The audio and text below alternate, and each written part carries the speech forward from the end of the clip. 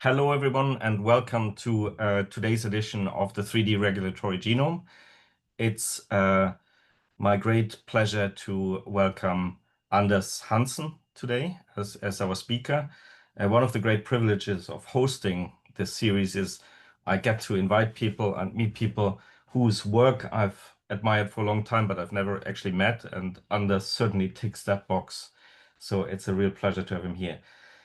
Anders, a quick background on his bio. Anders obtained his master's degree in chemistry at Oxford University in 2010, and then his PhD in chemistry and chemical biology from Harvard University in 2015 in Erin O'Shea's lab. And from then on, he moved to UC Berkeley to work with Bob Tidjane and Xavier Darjac, where he developed novel imaging approaches to track single proteins in living cells. And he applied those methods to understand the mechanisms of key architectural proteins involved in 3D organization.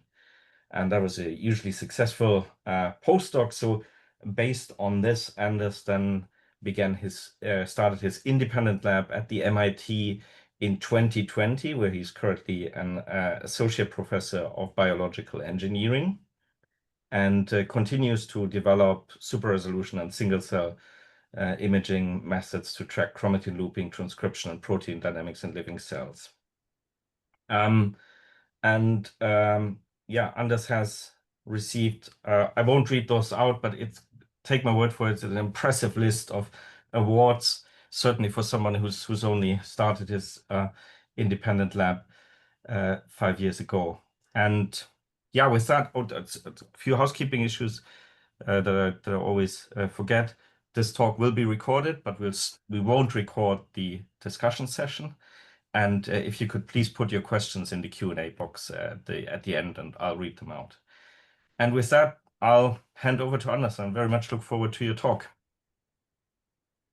Okay. Thank you, Stefan, for the kind introduction, and thanks a lot for the opportunity to share some of our recent work here today. So what I thought I'd do today is talk about two different recent directions, one focusing on space and one focusing on time, and then I would love to discuss with you all and would appreciate critical feedback. But just to start with a high-level introduction, our goal is really to understand how gene expression is regulated.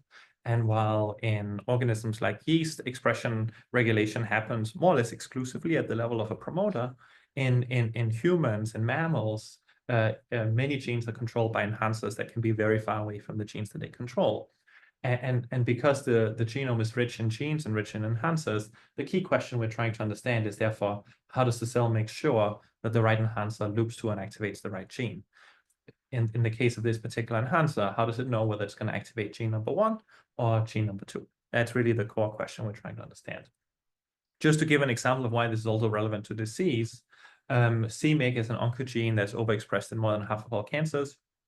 In normal T cells, it's regulated by this E1 enhancer here that's 1.7 million base pairs distal and loops in and drives normal levels of MYC gene expression.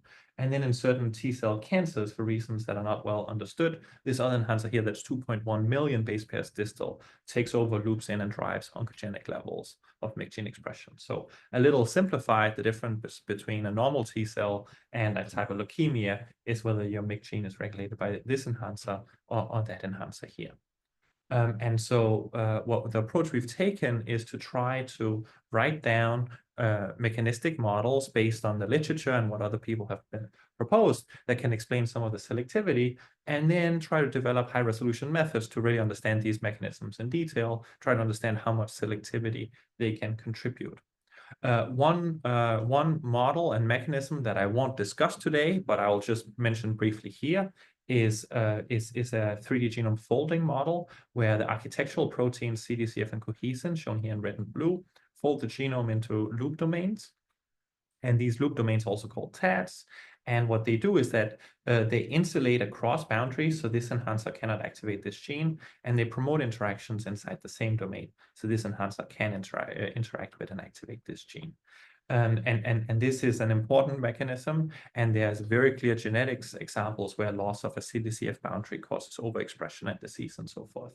And so the first project when the lab started was really to ask, well, we've seen these structures in high C, but are they actually stable structures in living cells? And previously people had not looked in live cells, so we set up a super resolution live cell imaging platform to track these loops in real time, where we label the two sides, and then we can use 3D distances with Bayesian inference to read out loop status. We find that these loops tend to be looped on the order of 5% of the time, with a lifetime on the order of 20 minutes. So they're very dynamic structures, and part of the way they regulate is through this dynamic loop extrusion process. And they're not really stable structures like this at the level of most single cells. And quantitatively, TADs tend to give you on the order of about a factor of 3. So the difference in the interaction frequency within versus across the TAD boundary is about a factor of 3.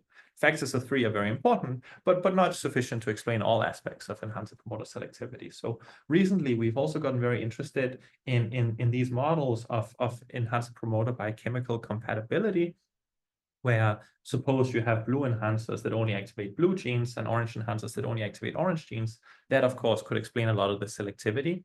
The opposite of all or none specificity would be a promiscuity model where all enhancers equally activate all genes.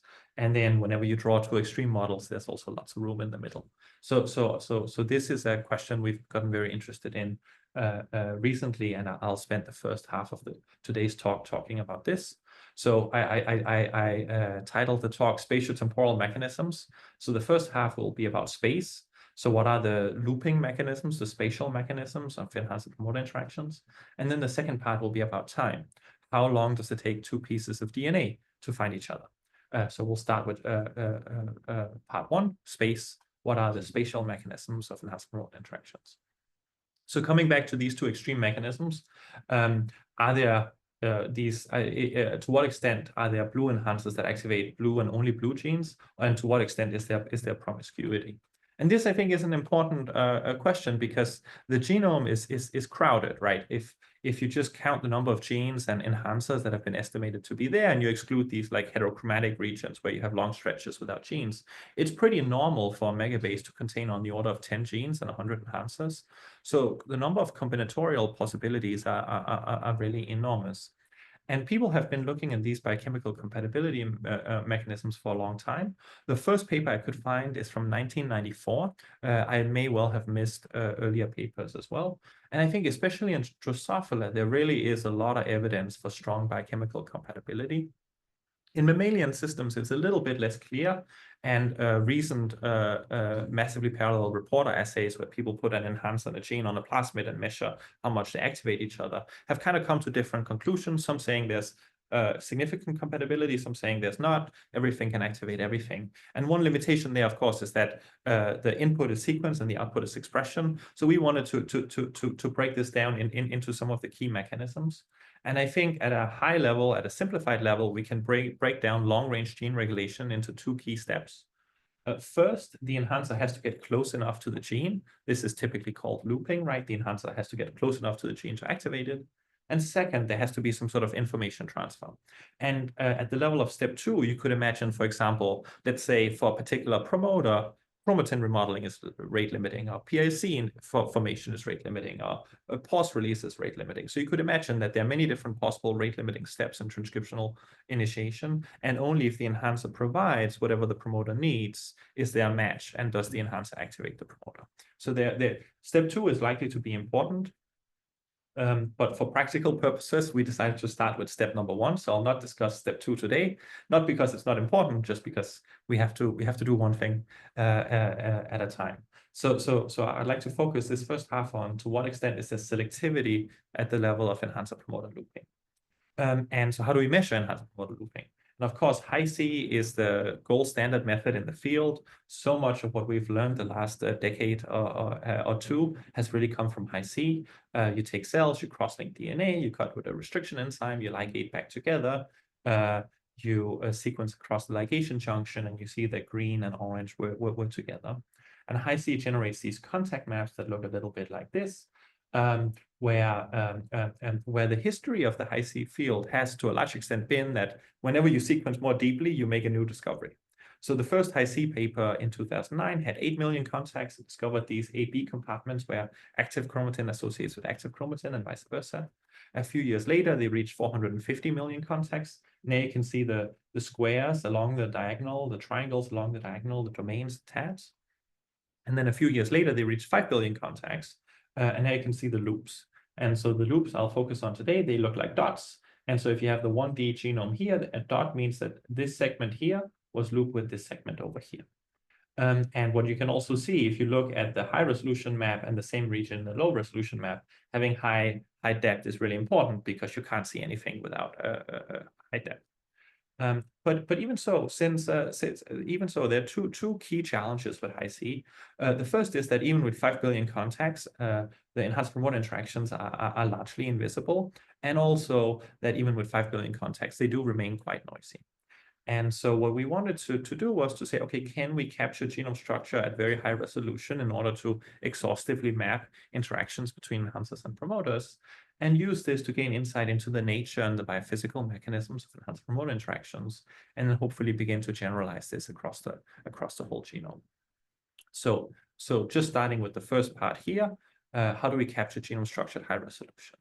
And as I mentioned, there are two key challenges with Hi-C that we're hoping to address. First is that Hi-C is insensitive to enhancer promoter interactions.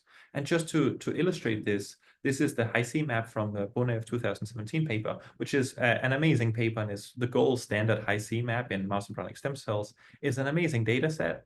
But if you zoom into here a small region like 65 kb, then you really see the resolution limits of Hi-C. You don't really see much. And if you switch to micro-C, you dramatically increase the sensitivity to interactions between cis regulatory elements, and you begin to see lots of dots. So this, for example, this dot here is a promoter-promoter loop. But as you can also see, the map is extremely noisy. And so that's the second problem. How do you fill in the matrix? And here, a back of the envelope calculation is instructive. So let's say you do 1D genomics like a tag-seq, or chip-seq, or RNA-seq, and you want the human genome at nucleosome resolution, 1x coverage. You take the genome, divide by nucleosome, you get 22 million. So 1x coverage requires 22 million reads, and the price now is $14. Sequencing costs have really just come down dramatically, and reagents now are much more expensive than sequencing for these types of experiments. But the data format of 1D genomics is a vector. The data format of 3D genomics is a matrix. So to do this for Hi-C and micro-C, we have to square it. And if you square 22 million, you get 4 times 10 to the power 14. And now with the latest sequencing costs, it explodes to $281 million, which is a huge amount of money. But when my lab started, it was about $10 billion, actually. So it's just too expensive. And for that reason, almost all the genome-wide maps in the field are very noisy, and it's hard to make sense of. And fundamentally, right, if we have n linear bins, we need n squared reads. And so a simple approach is to shrink the matrix. If instead of capturing 3 gigabases, we just capture 3 megabases, we reduce n by a factor of 1,000, we reduce n squared by a factor of 1,000,000, and now sequencing cost goes down by a factor of 1,000,000, and the same depth costs $281 instead of $281 million, which is very attractive. So that was the idea, and the technique is called region capture micro-C. I'm going through this fast since it's published to get to the new stuff. New stuff that is developed by Virat and Miles. The concept is very straightforward. We take micro-C and then we overlay tiling region capture. And many other labs in the past have also used tiling region capture before. What I think was unique here is that we spent about 1.5 years optimizing the protocol, changing 11 steps in the protocol, which allows us to get really high library complexity and allows us to really get very, very deep maps. The equivalent of hundreds of billions of contacts in the genome-wide maps. And if anyone's interested, we'd be happy to set it up. And there are also other approaches linked here. So what do we see? So we see all the things that people have seen before with Hi-C and micro-C. So here's just a 3D genome dictionary. There are the AB compartments that look like this, the TAS and the CDCF loops that look like this. There are the isolated enhancer promoter loops that look like this. These were seen before, and we see them here as well. Where we begin to see new things is when we zoom into gene-rich regions, where we see these micro compartments that look a little bit like a grid of dots. And just to show the data, I don't know how well it shows up on Zoom, but hopefully you'll take my word for the fact that there are many, many dots down here. Here's an annotation of those dots. So you see this is a very, very gene-rich region. And we see these highly nested focal dots. And if we zoom in and compare to genome-wide micro-C, you can see we clearly see the dots in region capture micro-C, but not in micro-C, probably because we have on the order of 100 times higher depth. We can classify the anchors of all of these dots. And while they are CDCF anchors and other anchors, we don't know what they are. Most of them are enhancers and promoters. And indeed, we see that it's the enhancers and the promoters that form most of these dots. There's one promoter that forms 52 distinct dots in these maps. And so for reasons that I'll discuss more and will hopefully become clear, we call these microcompartments because we think they're very small compartmental interactions. Okay, so we have this region capture micro-C method that allows us to get very high resolution maps. Now the question is, what does that tell us about the nature of enhanced promoter interactions and biophysical mechanisms here? So the observation is that we see this sort of grid of dot-like pattern, and the question is, what mechanism can explain this? And I think in retrospect, we did not expect to see this, and I think people were in general surprised to see this. But in retrospect, I think we should have expected it, because if we just take, I think, two basic ideas that I think are more or less universally accepted, it actually follows as a natural consequence. And the two ideas are, first, that transcriptional proteins bind to active enhancers and promoters. I think that's a relatively uncontroversial statement. I think most people would agree that transcriptional proteins bind to enhancers and promoters that are active. So this could be transcription factors, coactivator, mediator, BRD4, etc. So that's number one. And then number two is that many transcriptional proteins contain domains that engage in protein-protein interactions. And some of these seem to be relatively promiscuous, like very many different transcription factors can interact with mediator, for example. So as long as we believe that transcriptional proteins bind to enhancers and promoters, and then transcriptional proteins engage in affinity-mediated interactions that are probably quite weak on the whole, microcompartments actually follow as a natural consequence. And James Yusuf in the lab showed this during his rotation, where he just did some very simple polymer simulations. So we take a polymer, we coarse grain to 1 kb monomers, and then we have 2 A's and 18 B's, so where the A's could be enhancers or promoters.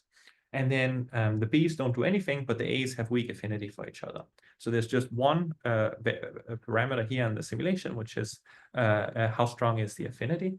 And then we can run the polymer simulation as a function of affinity. And if the affinity is weak, you don't really see very much. If the affinity is moderate, now we begin to see this grid of dot-like pattern, exactly like we see in the experimental data. And if the affinity is quite strong, we get full-scale phase separation, and now the maps begin to look not like the experiments, and you see everything really comes together. So at intermediate affinities, we get the grid of dot-like pattern exactly like we see in the data. And so this idea that transcriptional proteins have affinity for each other is fully consistent with the data and can reproduce the maps. We have done a bunch of perturbation experiments that, since they're published and in the interest of time, I'm going to skip. But it's just to say that when you deplete cohesin, most of these microcompartments are unaffected, which again is consistent with an affinity-mediated mechanism. When you inhibit Pol2 transcription with triptolide, most of them are unaffected, which is consistent with them forming upstream of transcription rather than downstream. And they are also strongly visible in mitotic chromosomes, which is a very interesting story, actually. And I think we think that chromosome compaction, has a strong effect on affinity-mediated interactions. In the interest of time, I'm going to skip this. So to summarize, if you have a gene-rich, an enhancer-rich segment of the genome here, and transcriptional proteins bind to enhancers and promoters, and they have affinity for each other, then the polymer will tend to fold in ways where enhancers and promoters come together. And you can imagine different different configurations in different single cells. And if you simulate this, you get the same grid of dot-like pattern that we see in the data. This is a very well-known mechanism in polymer physics. It's called block copolymer microphase separation. And it's just saying that if you have a polymer that consists of blocks of A and blocks of B, and the AAs interact more strongly, then the polymer will tend to fold in a way where the A's come together. But coming back to the motivation, so at the level of looping, do we see evidence for all or non-specificity where blue enhancers only loop to blue genes? Or does it look more promiscuous? Here, it's worth giving a few caveats. We've looked at a few regions in a couple of different cell types. The fact that we see a dot does not mean a dot or a loop is functional. And there are many different situations that could be at play at many different regions and cell contexts. But based on what we see right now, we don't see evidence for all or non-specificity. It's pretty rare that we see in gene-rich region an enhancer that only loops to one gene. It looks more promiscuous. The fact that it looks promiscuous, however, does not mean that there's no selectivity. I think the data is very consistent with quantitative selectivity, where, say, one enhancer likes this promoter 3 times more than this other promoter, but we don't see strong evidence for this sort of all or non-specificity. So it appears, at least for the regions we've looked at, to be quantitative selectivity. Okay, so we think enhancer-promoter interactions are fundamentally affinity mediated, and we don't, in the regions that we've seen, we don't see strong evidence for all or non specificity at the level of looping. There could be other selectivity mechanisms. But this was just for a few regions, so how do we generalize this to the whole genome? So how do we generalize region capture micro-C resolution maps to the whole genome? And we think the region capture micro-C is great, but it does have a few key limitations. So, you know, the reason why we can get deep maps because we capture a tiny region, but we want to see the whole genome. So how do we scale this resolution to the whole genome without spending hundreds of millions of dollars on sequencing? And also, it does require a lot of cells. And I think in the long term, if we want to have an impact on medicine, or let's say early mouse embryos, needing 25 million homogeneous cells is just not very scalable. In the long run, these technologies should be compatible with single-cell multi-omics that we can apply to heterogeneous cancer samples or rare cell types and so forth. And so we've gotten very excited about applying machine learning approaches. And this just went on bioRxiv a few weeks ago, and we'd love your critical feedback. This is led by Clarice, Fan, and Varshini in collaboration with G. Lu's lab. The idea was, okay, we can take cell lines where there's lots of available data. Then we can do a genome-wide micro-C to profile the whole genome. Then we can do extremely deep region capture micro-C for a few regions. Then we can train a deep learning model on the genome-wide data, fine-tune it on the region capture micro-C data to learn the high-resolution mapping, and then predict genome structure at RCMC resolution across the whole genome. And so that was the idea. And to do this, we need to start with training data. So we picked 4 cell lines where ENCODE and 4D nucleome has generated lots of data under very defined conditions. This is GM12878 cells. So here you see the genome-wide micro-C data, and you see the region capture micro-C data. The depth here is equivalent to about 500 billion contacts on the genome-wide scale. And here's a zoom in. And you can see that we also see microcompartments in human cells, so it's not specific to MESCs. This is HCT116 cells. So you can see we see microcompartments as well. But if you compare this one to this one, there's clearly also a lot of cell type specificity. This is human embryonic stem cells, and this is K562 cells, which we chose because there's a lot of CRISPR data available. So now we have the data sets. So before I get to the ML, I just want to mention one control. So sometimes we get the question, oh, micro-C, it uses micrococcal nuclease. So maybe it's just making dots between all accessible regions. And that, of course, would be bad if that was true. And so every single paper, we plot figures like this to show that that's actually not the case. So here's just an example where we have 3 distinct dots. So 3 distinct loops. Number 1 here, you can see has DNA's sensitivity peaks on both sides. Number 2 here, which also gives a strong dot, doesn't have DNA's hypersensitivity on either side. And number 3 has it on one side, but not the other. So it's not just a one-to-one mapping with DNA's hypersensitivity, also not with ATAC-seq. In the mouse embryonic stem cell data, we find that less than half of ATAC-seq peaks from dots, and not all dots, not all dots are ATAC positive. Okay, so let's get to the machine learning. We call our model Cleopatra, and Briefly, it's an attention-based transformer. So we use attention to capture long-range interactions. And then we train on the genome-wide data, fine-tune on the micro-C data, and then predict genome-wide. And this is what it looks like. And this is a map that is deliberately not labeled. So I haven't labeled what is data and what is prediction, because I think it's now working to the point where at least I sometimes struggle to see what is data and what is prediction. This is a region that the model has not seen before. So it's not just a case of overfitting. And I really think it does pretty well. If you look at it carefully, you can probably see that there's a noise here. So this is the data and this is the ML. But it's really doing quite well, which gives me hope that we will, right now, the model understands genome structure, but hopefully humans will be able to as well. And there's been lots of machine learning models in the 3D genome field, and a lot of them do really, really well. Probably one of the state-of-the-art is C-origami. And a lot of the other models in the field, they really focus on predicting coarse-grained high C. So for example, C-origami predicts high C at 8 kb resolution. So that's very great at identifying TADs and TAD boundaries. But it's not so helpful for cis regulatory elements where 8 kb is a lot. And so with Cleopatra, we can get down to 500 base pair resolution. And you can see, we see all of these dots and cis regulatory element loops that are not so visible in the prior models. So we think it's a nice model, especially if you're interested in interactions between enhancers and promoters. We can also have cell type specificity. So here are predictions in GM cells and K562s. And you can see here that if you look at this whole block of interactions here, it's present in GM cells, but it's absent in K562s. So we have cell type specificity. And with these models, we can now begin to characterize the genome across different cell types. And so we find that there's about 250,000 loops in the human genome now that we have very high resolution maps. About 2/3 of these loops involve enhancers and promoters, and about half the loops are specific to just one of the 4 cell types. So I think in the early Hi-C papers, people saw that genome structure is cell type invariant.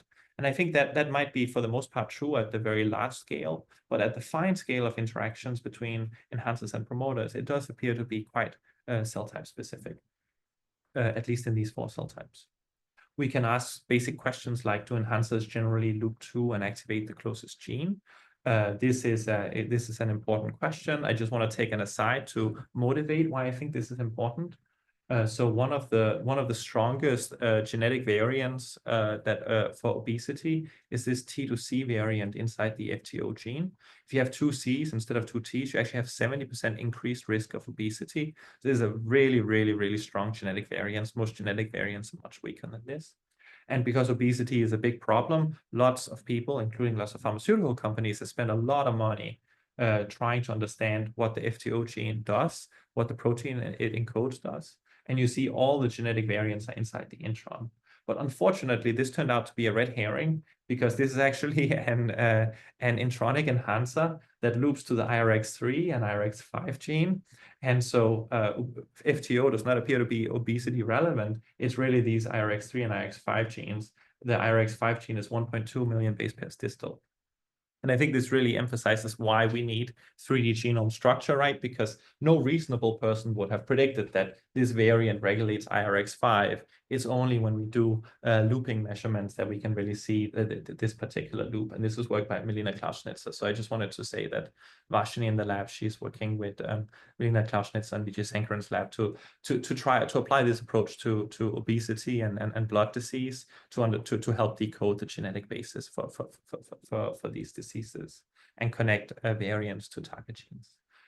So what's the answer? We find that about 1/3 of the time enhancers skip the closest gene. 2/3 of the time they loop to the closest gene. So that's to say that, you know, if you assume it's the closest gene, you're correct 2/3 of the time, but 1/3 of the time it appears you would get it wrong. We can also ask questions like, is gene regulation mainly a team sport or an individual sport? Are genes generally controlled by many redundant enhancers or mostly by single enhancers? Human embryonic stem cells are a little bit of an outlier here, but in the other cell types, promoters form a median number of about 12 loops. If we condition on enhancer promoter loops, it's substantially lower. Are these loops functional? Well, we can imagine two extreme models again. If it's basically one single enhancer that matters, we would expect expression to basically saturate very quickly with the number of loops. And if it's redundant interactions between multiple enhancers, we might expect it to look more like this. And when we plot it for all the loops, it looks very graded, consistent with many enhancers fine-tuning. But if we condition specifically on enhancer promoter on promoter loops, it does look like it saturates to on the order of half with the first one. So this is over all the genes, but it looks like in general, both models are reasonable, and genes are likely regulated by both mechanisms, where maybe there's a single enhancer that's often dominant, but then additional enhancers come in and help provide robustness and fine-tuning of expression.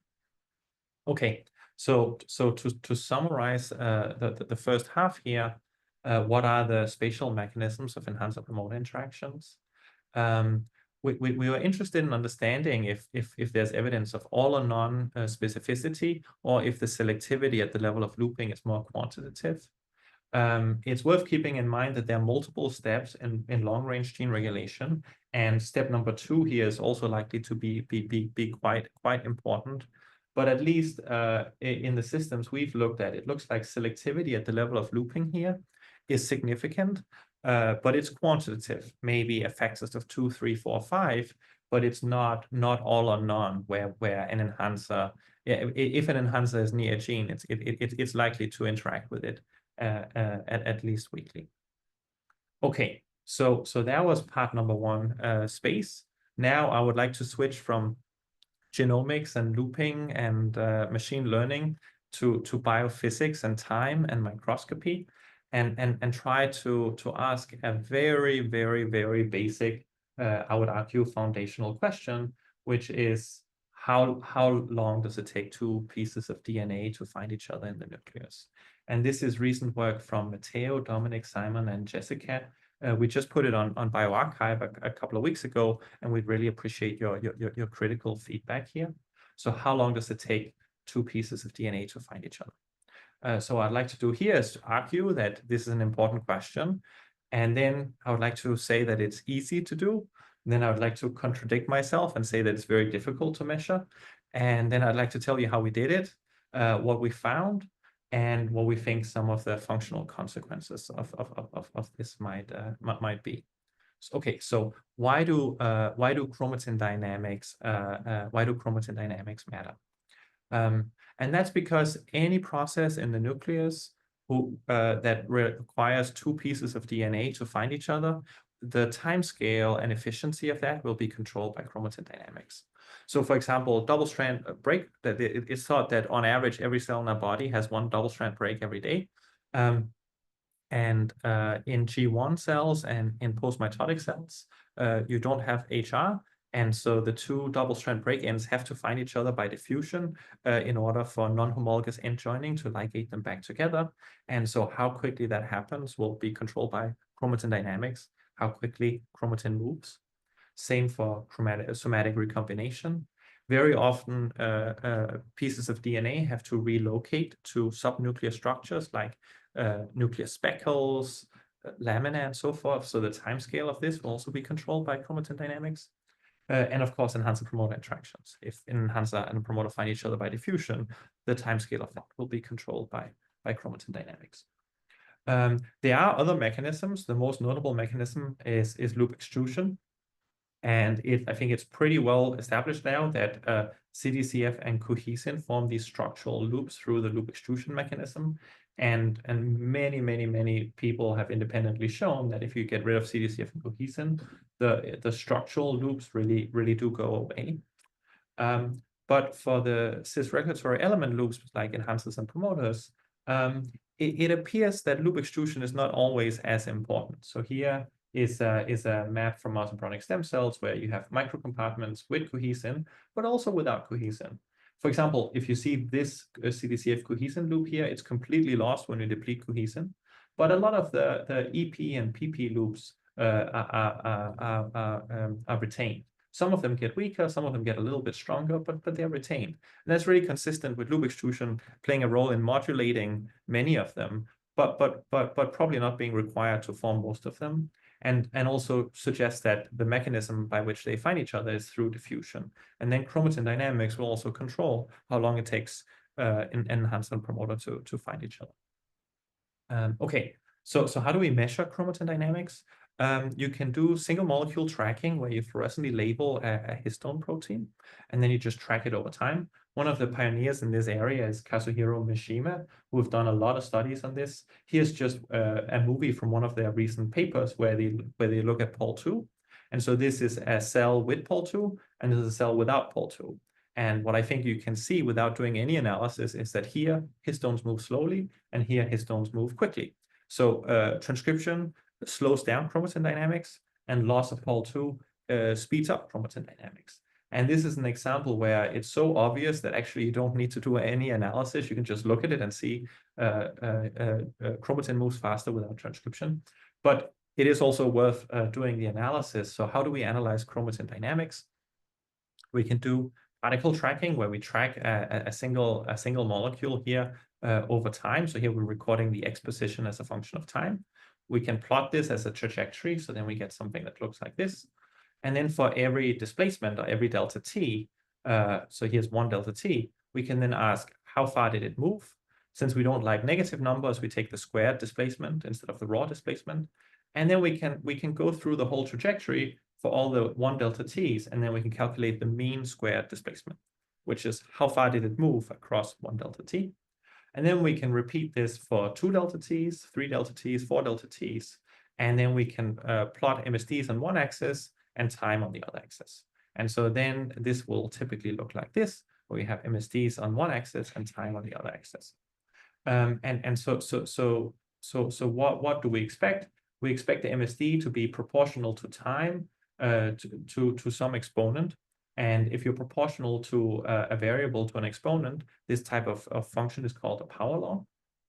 And Brownian motion will have alpha equal to 1 and will look like this. Ballistic motion will have an alpha equal to 2. Super diffusion, and this might be what transport on a microtubule, for example, would look like, will have an alpha bigger than 1.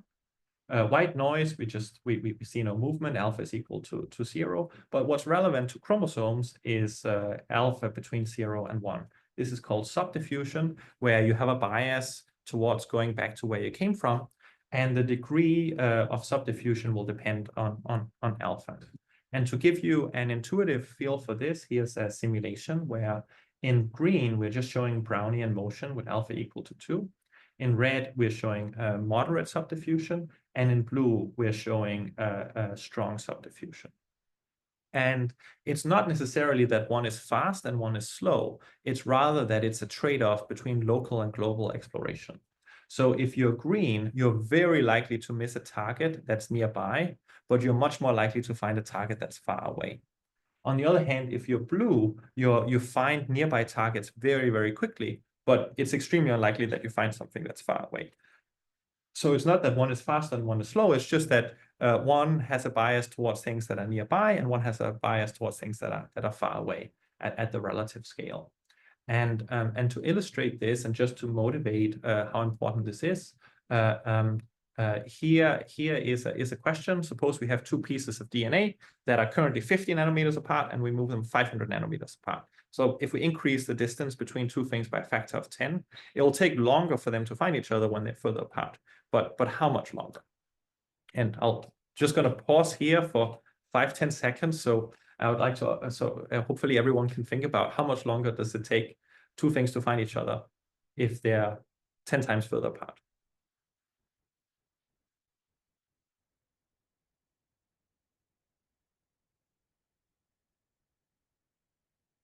And the answer is that depends very strongly on alpha. If alpha is 0.8, it takes 300 times longer.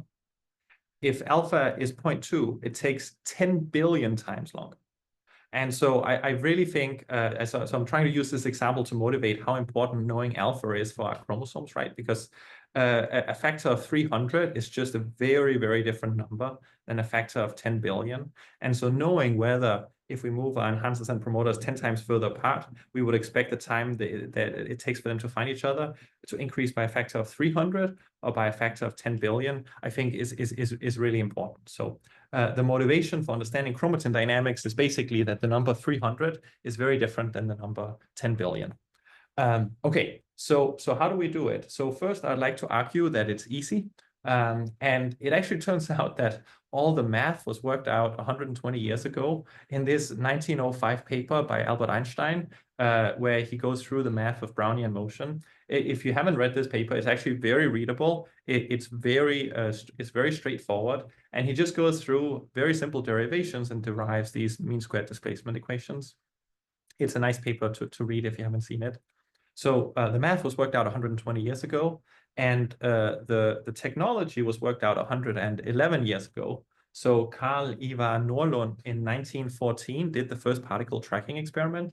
He built this apparatus, and then he looked at little mercury droplets in water, and then he tracked mercury droplets as a function of time, plotted the MSD versus time, and then he used this to estimate the Avogadro number and also confirm the math from Einstein.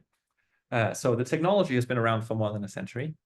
In the class I teach in the spring, we do all of this in 3 weeks, actually. So in 3 weeks, students learn optics, fluorescence, and then they build a fluorescence microscope that looks like this.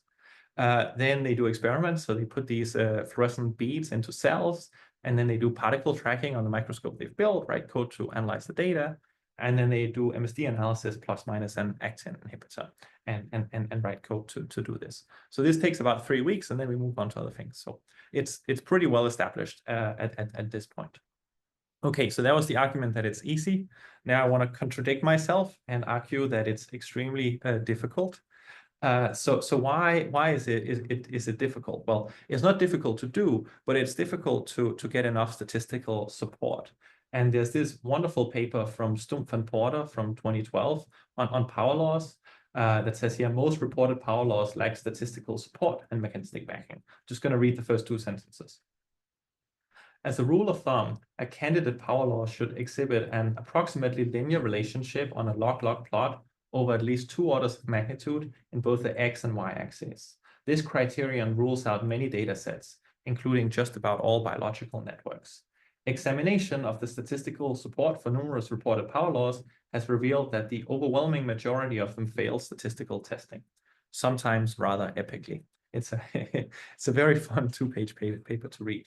But reaching 2 orders of magnitude in both x and y in the case of chromatin dynamics, right? It means 2 orders of magnitude in time and 2 orders of magnitude in MSD, and that means that the difficulty of this depends on this exponent. So the very simplest polymer model, where you just have nearest neighbor interactions, the Rouse model, has an alpha of 0.5, and then you need 4 orders of magnitude in time. The fractal globule model that was proposed in the original High-C paper from 2009, that has an alpha of 0.3, so then you need 5 orders of magnitude in time. If you have very strong subdiffusion, for example, then you need 7 orders of magnitude in time. And if you don't know, you ideally want to span the full range. And 7 orders of magnitude in time is 10 million. So that means that when you start your movie on the microscope and it asks you how many frames do you want, you should type in 10 million. And probably the microscope software will tell you that's too many, pick a smaller number. It's very difficult. And a recent, for example, just a recent preprint that claims ultra resolution by imaging from half a second to 30 minutes, it still only manages to reach 3 orders of magnitude in time. And if you wanted to extend it to 7 orders of magnitude at half a second time resolution, it would take 60 days of continuous nonstop imaging, which would be impossible for many reasons, like photobleaching, but also cells divide. So it's very difficult to do. And so no technique, at least to my knowledge, can get close to this. But we think we figured out a multimodal approach that allows us to really do this and get enough range and time to really estimate the alpha and put timescales on chromatin dynamics. Okay, so how did we do this? So the goal is to span the entire biologically relevant range of timescales from microseconds to hours. And although no single technique can do this, we can do it if we combine different techniques. And so here we're combining MinFlux, single particle tracking, and super resolution live cell imaging. Single particle tracking and super resolution live cell imaging is relatively standard, but MinFlux has not been applied to chromatin dynamics and nuclear factors. So we were interested in taking advantage of this. And I'd like to just introduce the technique. So it was developed by Stefan Hell's lab, and it's a very cool microscopy method that can get down to 1 nanometer localization precision relatively easily, but it is quite confusing. So in conventional microscopy, we have fluorophores, then we excite an entire field of view, and then we take an image, and then we either look at the image or use some sort of algorithm to find things in an image. In MinFlux, there's no camera and there's no images. So it's a microscopy technique that doesn't make images. And also, rather than collecting photons, the goal is to not collect photons. It's to minimize the flux of photons. And instead of exciting the whole field of view, you have an excitation donut, and then you move this donut around until the molecule is in the center of the donut. And then that's how you localize the molecule by trying to minimize the flux of photons. And this can be done very quickly on the time scale of 100 microseconds. And because there's very little photobleaching, you get very long trajectories, and a localization precision in the single nanometer range is pretty straightforward. And so MinFlux allows us to get fast timescales. And here's an example of what it looks like. And then we can use traditional methods like single particle tracking here, where we are tracking single histone proteins as a function of time to get intermediate timescales. And we can use super resolution live cell imaging methods like we've done previously to get the minute to hour timescale, which is building on the original approach of just using lag-I to label chromosome cells introduced by Andrew Belmont almost 30 years ago now. Okay, so with these partially overlapping methods, we can cover a very large range in time. And we applied this to both a specific locus, specifically the FBN2 locus that we had previously looked at a CDCF loop of, and then also global chromatin dynamics. So that's the standard in the field. You label histones, and then you just look at global chromatin dynamics, which we did in both MESCs and U2S cells. Okay, so by integrating these 3 different microscopy methods, we can span the full range. What did we find? So before we get to that, so we have those 3 different methods. So we need a way to integrate them. And I won't, in the interest of time, I won't go through this. I'll just allude to it. But it's actually non-trivial. And each microscopy method has distinct sources of noise and error. And if you don't account for this, and people don't always, then you can get the wrong alpha value. And so we spent a lot of time setting up simulations, including simulations of MinFlux microscopy, to make sure that we could do this correctly and account for the sources of error. And just to show you that it works, here's an idealized power law with a specific exponent. And then we simulate what it looks like after MinFlux, SPT, and SuperRes live imaging, where now you can see what used to be a straight power law gets broken up, because you have different sources of error for the different methods. But using a Bayesian method, we can fit the data correctly, and we can infer basically the correct alpha plus minus a little bit of error here. So we think we have a robust approach to this. Okay, so what do we find? We find that in U2S cells, it just follows a straight power law. So here, across 6-7 orders of magnitude, the data just follows a straight power law with a very low exponent, alpha 0.3. In mouse embryonic stem cells, it does not follow a power law. And so you see the slope here continues to increase with time. And it's also not clear that we would expect this, because these power laws would be expected from simple polymer physics models. But the cell is, of course, very complicated, and there are lots of active processes. And we see that mouse embryonic stem cells just have fundamentally different chromatin dynamics than human U2S cells, suggesting that these are cell type specific. And then these were the global dynamics, just looking at histones. If we look at the locus, it basically follows what we see at the global level. So this is either a very average locus, or the deviations from the global level are moderate.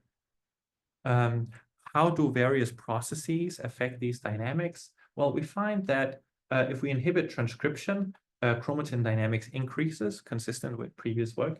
If we cause hyperacetylation by inhibiting histone deacetylases, then chromatin dynamics also increases.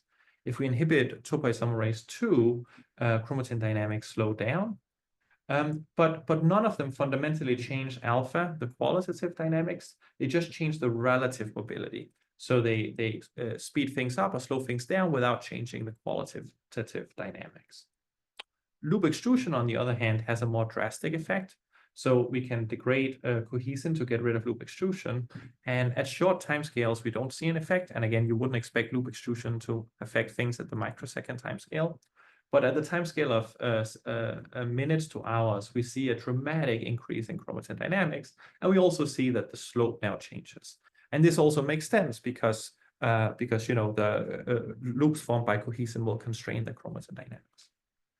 Okay, so we find that chromatin dynamics are very subdiffusive, and I am running out of time, so I'll briefly highlight three consequences of this and then finish off here.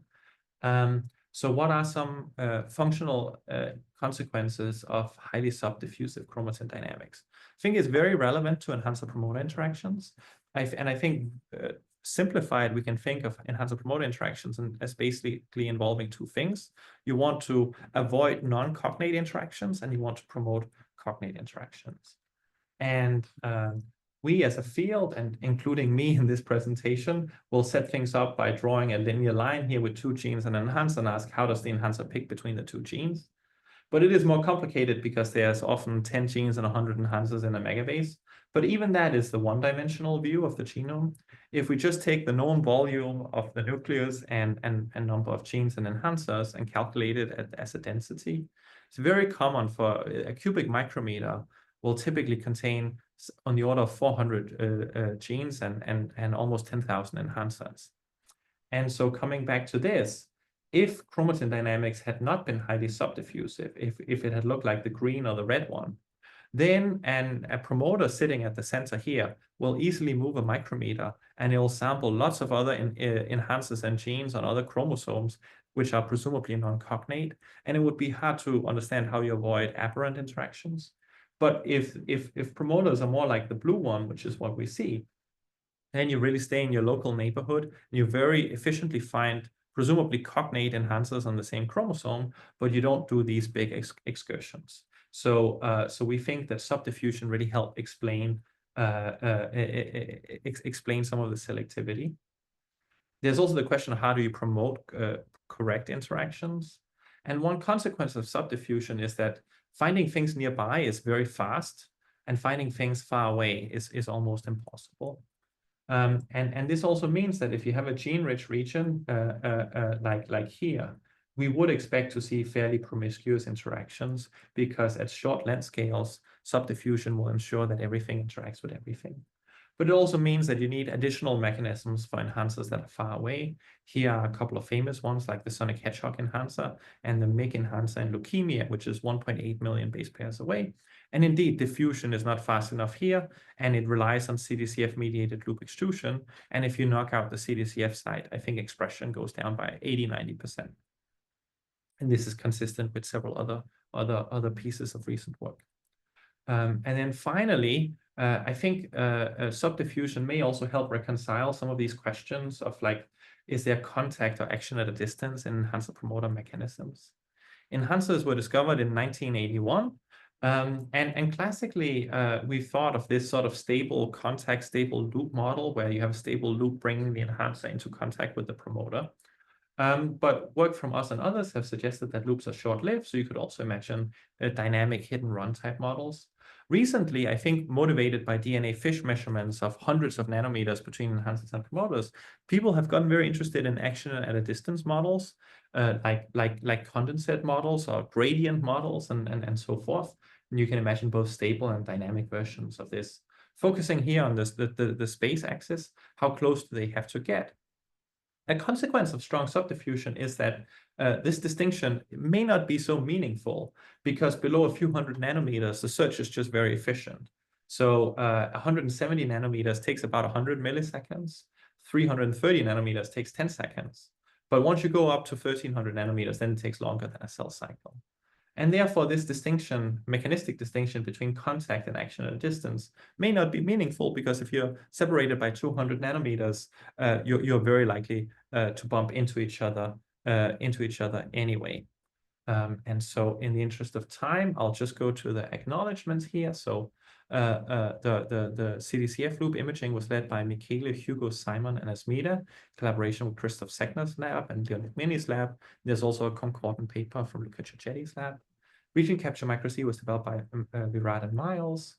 The Cleopatra work is led by Clarice, Fan, and Varshini, collaboration with Jay Lu's lab. And the chromatin dynamics is led by Matteo, Dominic, Simon, and Jessica. Want to thank the rest of the lab and our funding sources. And I'd be happy to take any questions if time allows. Here's a summary slide for the chromatin dynamics part. Thank you very much, Anders. That was